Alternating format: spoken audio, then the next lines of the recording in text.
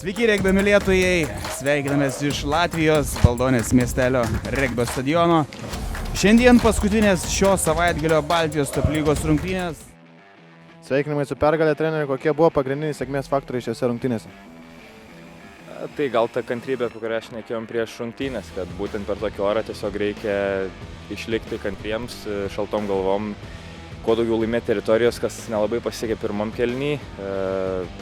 Bet pakankamai susikūrėm tų progų, pakankamai dažnai atsidūrėm prie jų žeminimo ploto ir tas progas išnaudojom. Aišku, daug jų palikom, tikriausiai peržiūrint įrašą bus tikrai nemažai tokių, kur dar viena ar dvi fazės ir galimi taškai, bet per tokį orą galima tikėtis daugiau tų klaidų, tik dėja, kad norėjom jų sumažinti, bet nepavyko.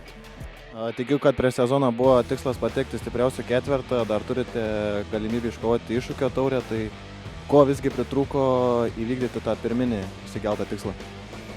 Tai pastovumo, tiesiog sezone pastovumo, vienas rungtynės sužaidžiam labai gerai, kitas prasčiau, vis dar banguojam, aišku, tai yra gera patirtis, geri metai, norim pabaigti sezoną tvirtai, iš jo daug ko pasimsim, bet taip, norėjom papulti tą ketvertuką. Ir turėjom tų šansų, jų neišnaudojom ir nepapuolėm. Tai vienaip ar kitaip turim dar svarbias rungtynės paskutinės ir norėsim sužaisti kuo geriau. Sekančios rungtynės prieš Šiauliai Eksto komandą reguliariam sezone sužaidėt lygiosiamis. Tai pasiruošimas rungtynėms išliks toks pat, ar visgi bandysit nustebinti varžovus? Ne, manau, kad jau kažkas galės ką be nustebinti per tokį trumpą laiką. Visi neblogai pažįstam visas komandas, tiek jie mus, tiek mes juos.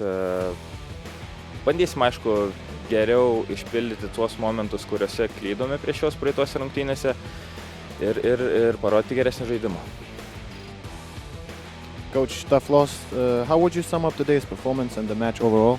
Yeah, it's always disappointing when you let a game slip through your fingers. I think the boys really could have had it today, but kudos to that team. It was a tough fought game on both sides, and it could have gone either way. What do you think were the key moments that made the difference in this game? I think we've made a couple of key tackles at a couple of key times. Our kicking game was on point today, which was nice. Yeah, there's lots of those little things that we got right that I thought were making the difference, and then kudos to the team for being smart and capitalizing on some of those mistakes. And what lessons do you think the team can take from this year? You know, it's been a tough year.